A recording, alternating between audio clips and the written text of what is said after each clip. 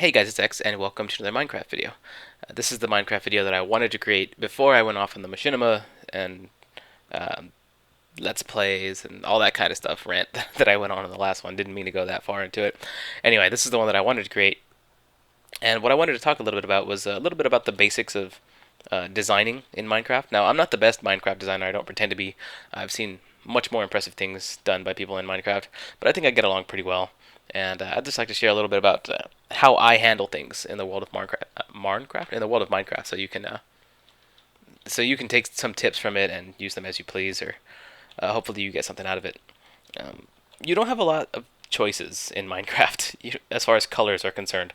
You've got brown, light brown, gray, and different gray. And of course, obsidian black. Well, it's not really black, but it's like a purplish, and I don't have it in my inventory at the moment. And then you've got glass, of course, which is clear. So, and you can probably use green as well if you utilize sunlight. So you don't really have a very large palette to work with, but you can still work with what you've got and do pretty well with it. For example, I tend to use the wooden planks as a means of. I use it as a theme. I use it as a means of conveying to the player or to the visitor, or in this case me or the viewer, that you're about to pass through something. There's a passageway here. So that wood, you will usually see it near doors and things like that. I use it in a number of places to just designate that there's a way through somewhere around. I kind of use that as a theme. I'll also use dirt kind of as an accent. Like if you'll stand from right here, if that was just plain gray, this would look a lot like a cave with a window in it. It would look like one of the floors in Mining Station 1. But because I use dirt there, it looks a little bit more like a livable structure, even though it's part of a defensive tower. But yeah, I use that dirt as an accent color so that it kind of breaks up the monotony of the grays. And also another good use that I found for the color of dirt is right here on this wall. Now, why did I put that there? That was all cobblestone or clean stone when I made it. And I put that there because it is in contrast to the stairs. If you're standing right here, like let's say you're here defending the tower, shoot, shoot, shoot, shoot, and you turn around, if that was all cobblestone back there, or even clean stone, it would not be apparent that there's a staircase there. You'd kind of have your eyes would have to do a little bit of work to determine whether or not there were stairs there. Even though you would know it, it'd still be difficult to make it out. And you don't really want to make it difficult for players to notice that kind of thing. Stairs are pretty important.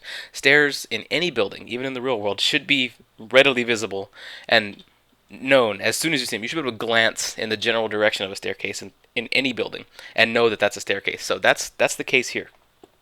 And this clean stone I use for the same purpose that I use that dirt. I use clean stone here to create the guardrail for this staircase. Because when you're over here and you're trying to defend yourself from zombies or whatever, you don't want to move a little too much and then fall down into this staircase, because that'll just throw off your aim. So I use these here instead of cobblestone because the floors are cobblestone. So those are readily visible and they serve the purpose of protecting the player from falling through the staircase. I did the same thing up here with the clean stone. Again, there's the guardrail. And those two torches, they light up the back wall, while this small indentation has no lighting. So at night, you've got light coming from here, but it doesn't hit here. So that looks darker and that looks brighter, which creates the illusion of a tunnel. And it actually is kind of a small tunnel, but it lets you know there's a tunnel there. So at night, you can see the light back there. You can see that there's a guardrail. So again, you know that there's a staircase there without even really thinking about it. So you want to let the human brain do as little work as possible. It should be readily apparent what's there just by looking. So there's that. And that's how this tower was designed in a few ways. And let's see. What else is there? This room right here, the X fort, is actually not a very good example of design. But it is the first thing that I built, so I leave it like this. Instead of improving upon it, I leave it as is because it just feels a lot like home like this. Earthy tones, like browns and grass greens, they and the warm lighting from torches and a skylight and everything, those all make a place feel like home, and at least to me, and I really like it the way it is, so I kind of leave it like that. And I purposely planted more trees out there and have not chopped them down because I like to be able to see trees out of a window. I think that really is important for a home. So that's what that's all about. That I'll talk about that later. But there's another fairly important thing when it comes to designing, in Minecraft, and that is avoiding long hallways. Hang on just one second. I have to. All right, terribly sorry about that. My phone was going off again, and that's the second time that's happened to me in a video. Anyway, um, you want to avoid long hallways when it comes to designing in Minecraft. Look what I did here. For a moment, ignore that this wall is here, and look how long this hallway really is. First of all, this hallway is really long. And you wouldn't think it, but this hallway is actually about equally as long. It may be like 3 or 4 blocks shorter. But this hallway feels and appears a lot shorter than it actually is. How did I do that? Well, first of all, these stairs do a number to shorten the hallway. Instead of using a ladder straight down, because if I used a ladder straight down to the floor level, this hallway would actually end up being 1, 2, 3, 4, 5, 6, 7, about 7 or 8 blocks longer without these stairs here. These stairs actually shorten the hallway. You want to try and give the human mind something to do every few steps. So I use the ladder to get down, and that's something to do right there. And I use these as guardrails. Again, they're clean stone. And then the stairs shorten the hallway. Because you're going downstairs, you're doing something. The human mind doesn't have to work or think about it. It's not just monotonously traveling down a hallway, walk, walk, walk, walk. So that shortens the hallway a great deal because you're actually moving down something, and it gives the impression that you're traveling, like you're actually going somewhere. If you're doing something, you're actually going somewhere. And in this case, moving downstairs gives the human mind something to do, and it prevents them from getting bored. Now, this area right here, I've got a painting right here, so that distracts the eye, and that gives the brain something to do. And another thing, this particular wall right here, again, I'm using these wooden planks to convey that there's a passageway. Remember that theme? You're going to be going through somewhere. And then there's a sign, which also gives you something to do. There's the hub, and then there's a torch. And that just serves as a little accent right there. That just makes the wall look nicer. So you come through here, and then you close the door and you turn around. That's the natural instinct to do. And notice how I don't have anything decorated on this side. There's no sign, there's no painting. That's because people are most likely going to walk through here and then just leave their back to it. So there's no real reason to have anything there. But that wall also serves to cut the hallway in half. So it looks like you're just running down a short hallway, a very short hallway, before you actually get to Station 1. Even though the hallway itself actually continues this much further.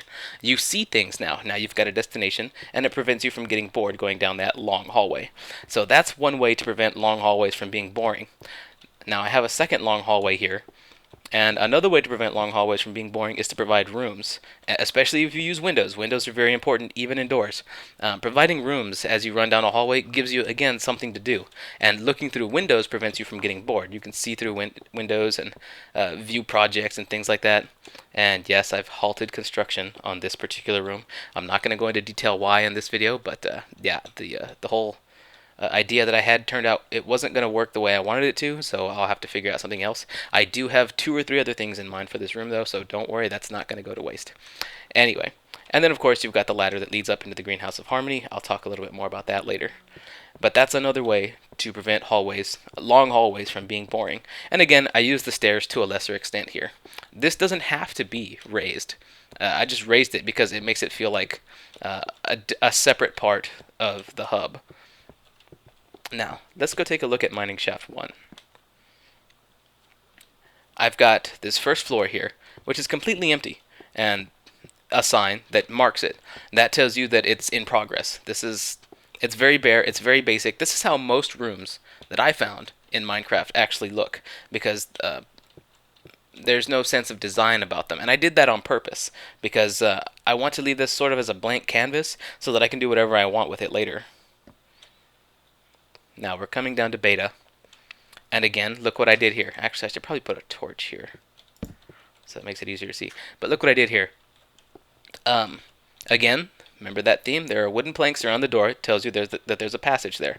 And in this case, you know how much I hate cobblestone and how it looks, but cobblestone definitely does have a man-made feel. So I used cobblestone for the walls of this particular area, so that when you go out. No baddies, no baddies, no baddies. Okay, so that whenever you go out, let's say you're wandering around through beta, let's say we've dug caves all through here, and we've gotten a little bit lost, we're following torches to try and get back, and when you get back, you see a wall of cobblestone amidst a wall of the clean stone in the cave, that tells you immediately that you're home. You've made it to safety. So that's how come I left cobblestone there, because it does stand out. Now, as for Beta Station, again, there's a wooden plank up at the top, a row of wooden planks up at the top here, and that conveys that there is a passage here. Again, it's just telling the mind, just letting the mind know that there's a passage there. Even though you can clearly see an opening, there's really no need to give a cue to the mind that there's an opening. But that breaks up the monotony of the stone wall, and it lets you know that this is a whole other room in there. And notice how it extends beyond the border of the actual opening itself. That tells you that gives you the impression that the room itself is wider once you pass through the door. And look what I did here. See this straight lining of dirt? I did that on purpose. That gives the room a feeling of layers. It makes it feel taller and deeper than it actually is. If you're viewing it from out here, you can see that there are layers here. There's the wooden planks, and you look inside, and there's that row in there. It gives a feeling of depth.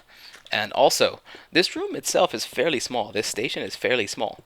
You're looking around it, and it's not really a big room, but it feels like a larger part of. It feels larger than it actually is because I use windows there so that you can look out into the cave system, and I strategically placed a torch so that there's light out there, and it shares light with this room. And there are windows in here that point into Beta Station. So again, that gives a very nice impression of depth and making the room and overall the floor seem bigger than it actually is. Again, we've got another floor like Alpha. Another floor like Alpha. Those are just clean canvases. And then we've come down to Epsilon. Alright, Epsilon, I used the same tactic as I did with the cobblestone as I did in Beta. Again, it's a very man-made feel. I still have to go explore that. Again, it's a very man-made feel, so whenever you see it, you know you're actually home. And the windows will let the room make it feel like it's bigger, and it gives you a way to see out to protect yourself. So you've got everything that you make should serve a purpose. And again, I used wood here as a. Oh yeah, this was a lot cleaner before I found the dungeon back here. But if we were to block that off, that would be a flush wall, and I let there be like a little indentation along the sides and within this little. I don't know how to describe that. I don't know what that would be called. But there's like a little indentation in the wall right there. You could put a painting right there too, actually, if you wanted to. But yeah, the wood is flush with everything, with the furnaces and the workbench and the chest. And again, it creates a sense of depth by adding those holes right there. You can't actually reach the walls.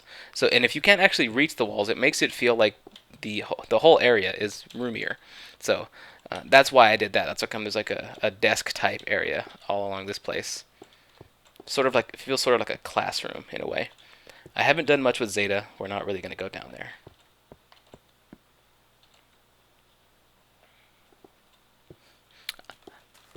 Alright guys, I think that'll do it for this video. Those are just a few things that I wanted to talk about that I haven't really had the opportunity to talk about in my previous videos. So I hope you enjoyed it. I hope you guys can get something out of it. And somehow a pig got into my tower. Well, I don't know. It's not somehow. I know how he got up here. They spawned on the grass in here, and he happened to wander straight up into the tower here. And that's good because it makes lunch or dinner, whatever, health restoring stuff. Alright, he dropped one. Alright guys, thanks a lot for watching, and I'll see you next time.